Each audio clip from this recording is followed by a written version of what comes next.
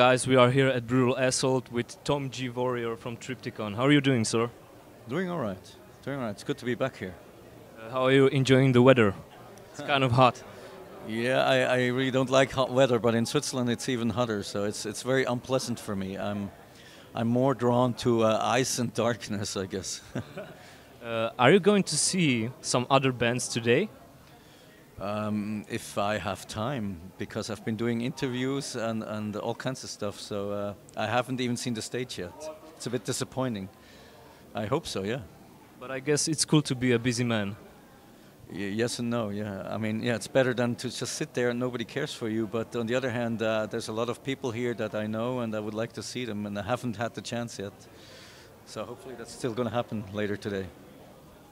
When it comes to festival set lists, how do you approach that? Are you going for the best of stuff, or are you trying to surprise some hardcore fans maybe? Yeah, of course you try to surprise the fans, but it's difficult. With festivals you're usually limited in playing time, and I have 13 albums that I've created, and it becomes very difficult to select songs. Greatest hits, I would never call it that way.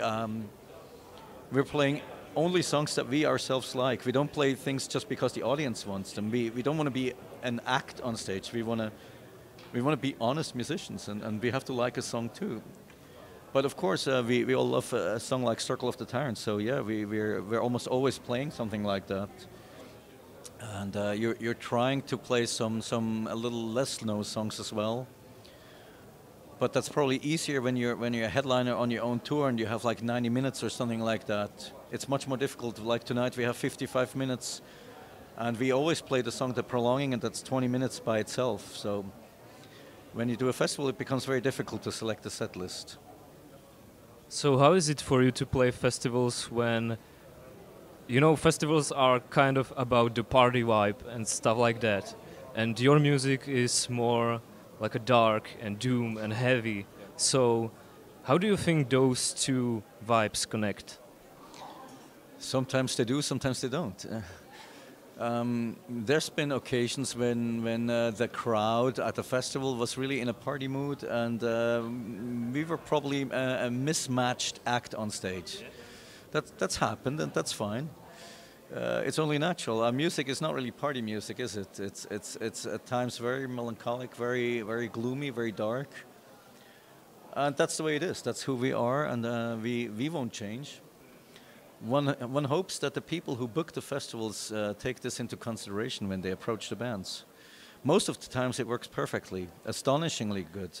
At times there's even such a connection between the crowd and us that it becomes almost like a mass, and I love that. But it's different from festival to festival, and also depending on the time when you're on the bill.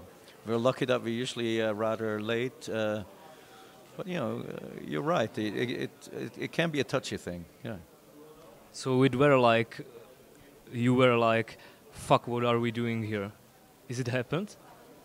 It's happened in Sweden twice. Yeah, which has made us very reluctant to accept another festival in Sweden, because for some reason, I guess the Swedish festival audience are not really prepared for Triptykon, which is fine. I mean, it's their right, you know. They can do whatever they damn well want.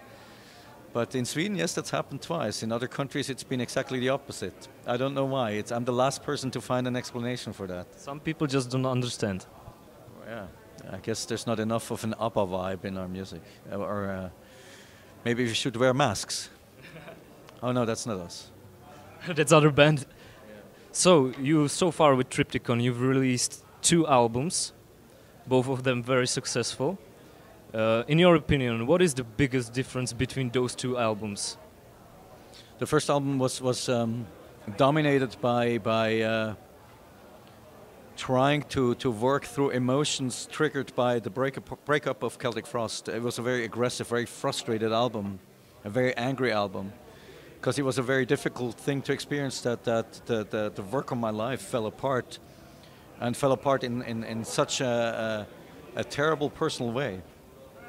The second album is a much more intimate, much more melancholic, much more personal album. It's much more the emotions of Triptykon and not looking towards the outside, but looking towards the inside.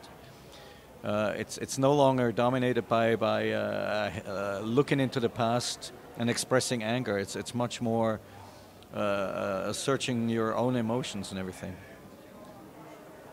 So, 2 albums. You have 2 albums. Are you planning album number 3? Yeah, of course. I've been working on it for quite a while, and we'll be working on it as a band later this year. Yeah, but it needs to be a good album. We have set a very high standard for ourselves, so we'll release it when it's ready. I can't really give you a release date right now, but we're working on it. Yeah.